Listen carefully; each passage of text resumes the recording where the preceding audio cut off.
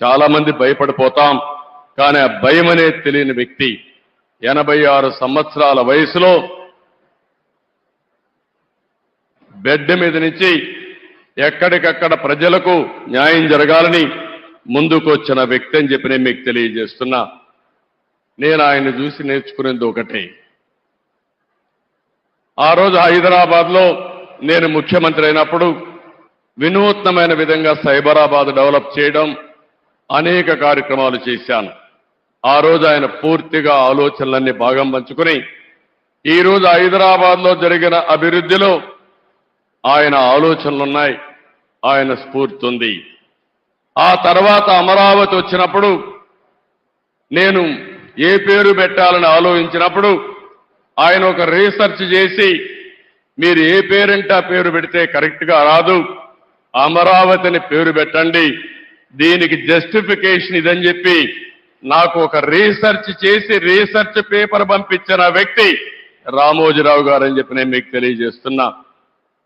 అది పేరు పెట్టిన తర్వాత నేను చూస్తే ప్రపంచం అంతా కూడా అమరావతి అంటే మారుమోగింది, బ్రహ్మాండంగా ఆమోదం వచ్చింది.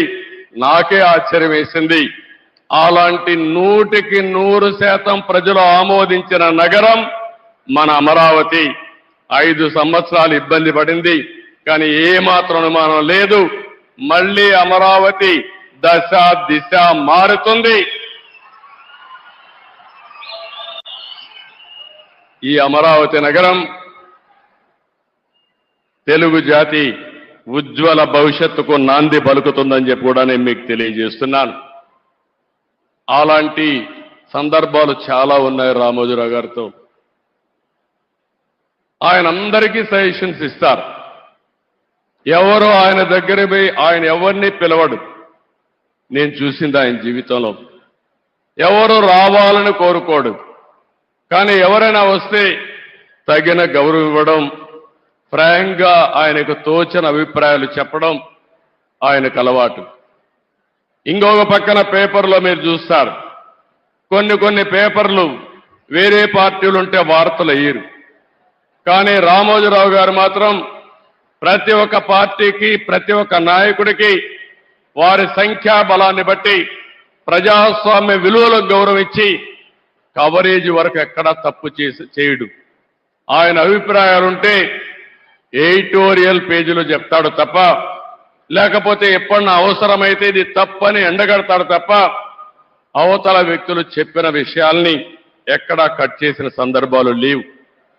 అలాంటి వ్యక్తి నా జీవితంలో నా మీద ఎన్నో వార్తలు రాస్తే ఒక్కరోజు కూడా ఒకే మాట అన్నారు, మీరు రాజకీయాల్లో ఉన్నారు, నేను ఈరోజు పత్రికా రంగంలో ఉన్నాను, మన ఇద్దరం కలిసినా మీరు ఎన్నిసార్లు కలిసినా నా స్వేచ్ఛకు భంగం రాకూడదు, మీ స్వేచ్ఛకు కూడా భంగం కలిగించను, నేను మిమ్మల్ని ఏమి అడగను, నన్ను మీరేం అడగద్దని చెప్పి 40 సంవత్సరాలు నమ్మిన సిద్ధాంతం కోసం పనిచేసిన వ్యక్తి రామోజీరావు గారు అని చెప్పి కూడా నేను మీకు తెలియజేస్తున్నా.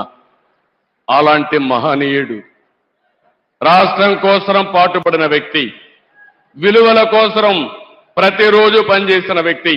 ఓసారి అనిపిస్తుంది అందరం కోరుకుంటే కూడా రాదేమో, కానీ ఆయన ఒకటే కోరుకున్నాడు, నేను పని చేస్తూ చనిపోవాలని ఆయన కోరిక. అదే చివరి రోజుల్లో జరిగిందని చెప్పి కూడా నేను మీకు తెలియజేస్తున్నా. నిరంతరం పనిచేయాలనేది ఆయన ఆలోచన. మనం చాలా మంది ఉంటాం, చాలా మంది ఆలోచిస్తాం, కానీ కొంతమంది ఆ విధంగా ఆలోచించగలుగుతారు. కడాన ఆయన చనిపోవడం తథ్యం. చనిపోయేటప్పుడు ఏ విధంగా చేయాలనో కూడా చెప్పి, ఆయన ఎక్కడ అంత్యక్రియలు చేయాలనో చెప్పిన వ్యక్తి, దానికి అరేంజ్ చేసిన వ్యక్తి. ఆయన ఒకటే చెప్పాడు, నేను చనిపోవడం తథ్యం, నేను చనిపోయిన తర్వాత కూడా రామోజీరావు గారు ఏం చేశారో ప్రజలు గుర్తించే విధంగా స్ఫూర్తిదాయకమైన జీవితం చేయాలనేది రామోజీరావు గారి ఆకాంక్ష. ఆ ఆకాంక్ష నెరవేరిందని చెప్పి కూడా నేను మీకు తెలియజేస్తున్నా. ఆయనకు తెలుగు భాష అంటే ఎనలేని అభిమానం, తెలుగు జాతి అంటే ఎనలేని ఆప్యాయత. ఎప్పుడు కూడా తెలుగు జాతి బాగుండాలి.